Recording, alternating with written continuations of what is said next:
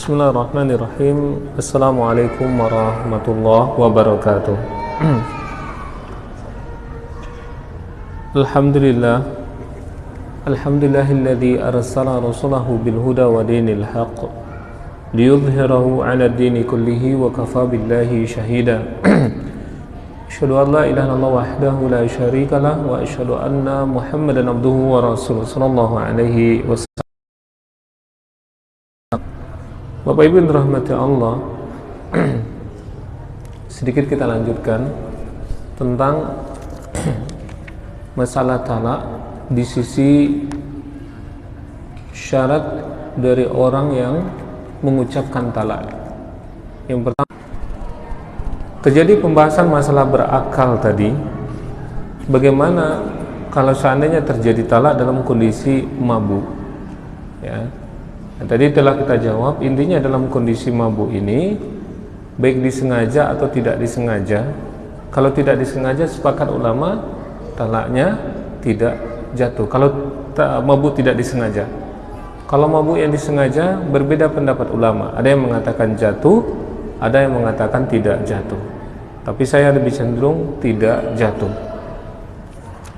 Kemudian yang juga ramai pembahasan adalah masalah talak dalam kondisi marah, ghadban namanya, talak ghadban, di mana sebagian dari laki-laki, Pak Ibu, mengatakan saya emosi, akal saya tertutup.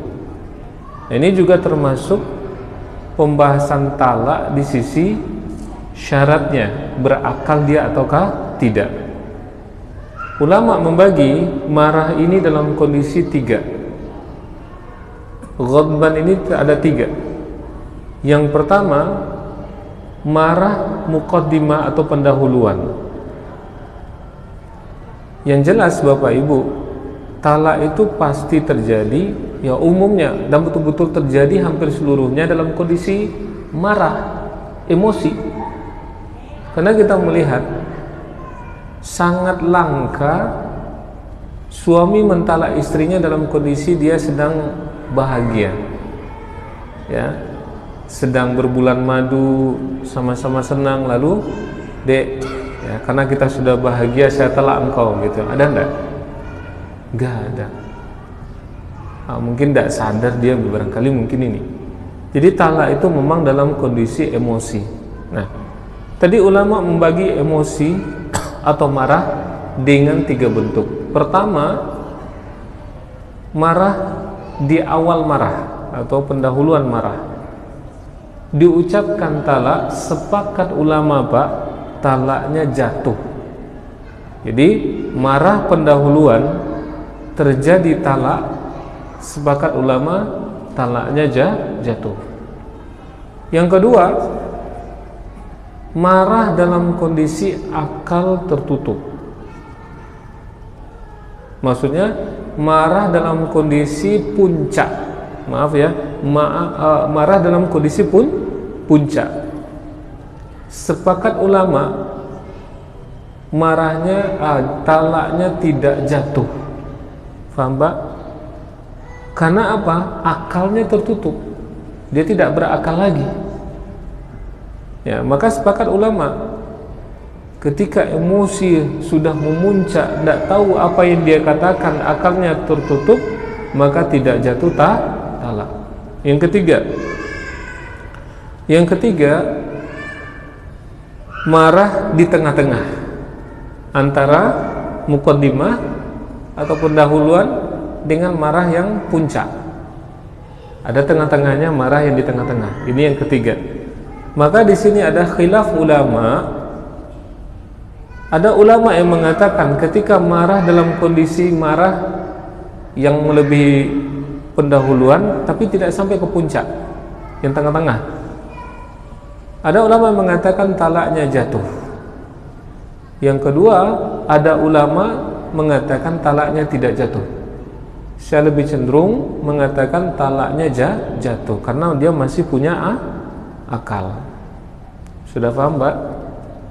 Jadi jangan beralasan laki-laki, oh saya dalam kondisi marah. Ya, ulama membagi marah itu menjadi tiga. Ya.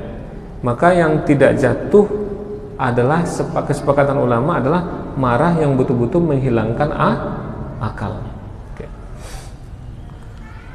Masih dalam posisi atau pembahasan tentang masalah akal ya. Syarat jatuhnya talak itu berakal. Ada pembahasan lagi yaitu talak yang tersalah, di mana dia melafazkan talak tapi dia bermaksud bukan talak. Contoh, awak galak dia, misalnya kan galak kan. Kalau dalam bahasa Arabnya tohir misalnya, contoh yang lain ya. Anggaplah bahasa Minang ya. Awak galak dia, tapi tersebut awak talak dia. Dia maksudnya adalah ketawa, maksudnya galak, misalnya galak itu kan bahasa kita ketawa ya, bukan galak bahasa Indonesia ya. Dia ketawa maksudnya, awak galak dia, tapi terbaca awak talak dia. Kalau maksudnya adalah yang dalam hatinya niatnya adalah bukan talak, maka tidak akan jatuh talak. Ini adalah talak yang tersalah. Maka sepakat ulama talaknya tidak jatuh kalau talak tersalah ini.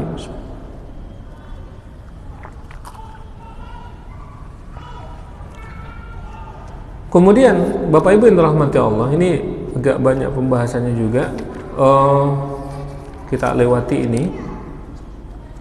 Nah, jadi syarat yang ketiga intinya adalah suami itu betul-betul berakal, dia mengetahui apa yang dia ucapkan, mau dia emosi ya, mau dia misalnya mabuk yang tidak hilang akal misalnya, itu jatuh talaknya.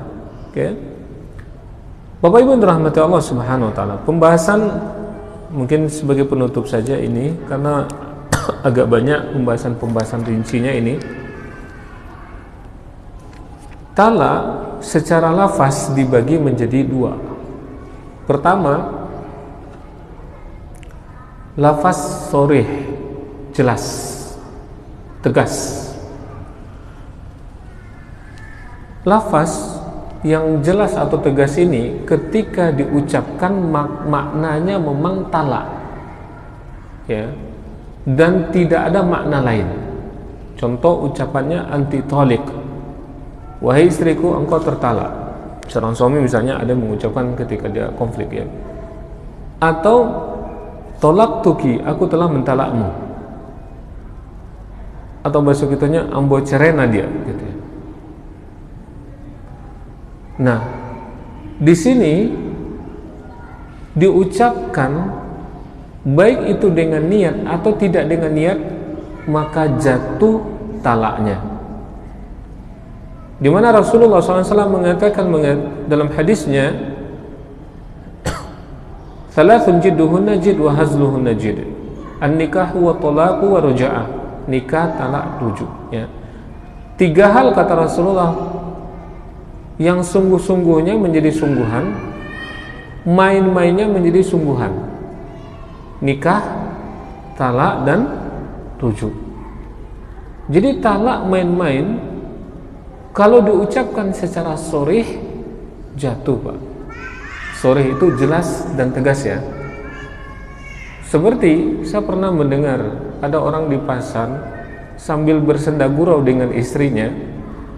Dia katakan pada istrinya, dia ancak yaudah carena dia kini ya, baru udah carena gitu ya, tapi sambil bergurau, yolah dia ambo talak lah dia kini, tapi sambil bergurau. Apakah jatuh talaknya? Jatuh, karena lafaznya sudah sorry, lafaznya sudah jelas. Maka Pak, hati-hati ini bagi laki-laki, karena itu kadang-kadang dipermainkan, dan itu tidak sekali 2 kali saya mendengar seperti itu, Pak. Maka 3 hal yang sebenarnya menjadi sebenarnya, main-main pun menjadi sebenarnya. Nikah, talak, dan rujuk. Jadi talak main-main saja, tidak ada niatnya mentalak, tapi hanya untuk main-main saja. Nah, ini sudah jatuh talak. Lafaz yang kedua, kinayah, sindiran. Sindiran maksudnya apa? Ketika diucapkan oleh suami kepada istri, maka boleh jadi maknanya talak, boleh jadi maknanya selain dari talak. Ini yang disebutkan dalam kitab Fikih Al-Wajiz ya. Ketika suami mengucapkannya, boleh jadi maknanya talak, boleh jadi tidak talak. Seperti suami mengatakan seperti Rasulullah kepada Ibnatul Jun, ilhaqi li ahlik, hai Ibnatul Jun, pulanglah engkau ke rumah orang tua engkau. Nah, ini dalam hadis. Nah, kata ini sindiran, Pak. Kenapa? Tidak ada kata cerai, tidak ada kata talak. Nah, ini adalah sindiran. Lalu bagaimana hukumnya sindiran ini? Maka dikatakan, kalau seandainya suami menyindir istrinya dan itu adalah kalimat kinayah misalnya, kalau seandainya ada niat dari suami, baru jatuh talak. Tapi kalau seandainya suami tidak meniatkan istrinya, mentalak istrinya, maka tidak jatuh talak. Nabi SAW mengatakan kepada Ibnatul Jun dengan niat talak. Kenapa? Ketika beliau menikah dengan Ibnatul Jun, kemudian Ibnatul Jun ini ketika masuk Nabi ke kamarnya, a'udzubillahi minka, dia mengatakan, aku berlindung kepada Allah dari engkau. Ya, sebenarnya kalau kita biasanya a'udzubillahi minasyaitonirrajim, dari syaitan kita berlindung, tapi dia berlindung kepada Allah dari Nabi Muhammad SAW. Lalu Nabi mengatakan, ilhaqi li ahlik, atau kama qala Ibnatul Jaun, pulanglah engkau ke rumah orang tua engkau. Maksudnya ditalak oleh Nabi langsung. Nah, Nabi memang niat untuk mentalak. Jadi kalau ucapan yang lain, dia kini ko abiun tuangwa, abiun tuangko apa maksudnya? Ketika konflik misalnya, bertangka nyonya ucapkan pada istrinya, dia kinilah abiun tuangwa, abiun tuangko. Nah, itulah sindiran. Kalau niatnya talak, jatuh. Kalau tidak jatuh. Atau seperti Nabi tadi, kamu tidak bisa sama-sama oleh pisah oleh pulanglah ke rumah orang tua. Kata pisah ini kinayah, faham ya? Bisa dimaknakan dengan talak, bisa dimaknakan dengan tidak talak. Karena pisah itu secara umum digunakan, ya, bisa jadi talak, bisa jadi tidak. Ya. Ketika suami mengatakan dia pisah hak ini, dia jatuhkah talaknya? Kapan talaknya bisa dihukum jatuh?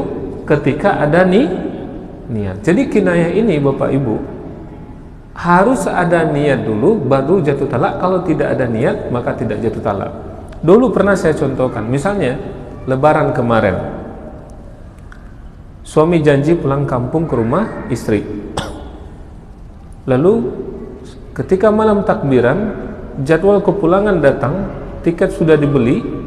Rupanya suami lembur, diminta oleh kepala kantor untuk di kantor. Lalu suami bilang kepada istri, dia kalau mau ikut tidak bisa sama-sama doh, pulanglah dia ke rumah orang tua dia. Jatuh kata talaknya? Tidak tahu Pak. Jatuh apa tidak? Tidak jatuh ya, tidak jatuh. Kenapa? Karena dia niatnya tidak ada. Niatnya menyuruh istrinya duluan pulang kampung ke rumah orang tuanya. Nah, jadi sindiran ini Pak, kata pisah, habis suntung, pulanglah ke rumah orang tua dia lagi, gitu kan? Itu adalah sindiran.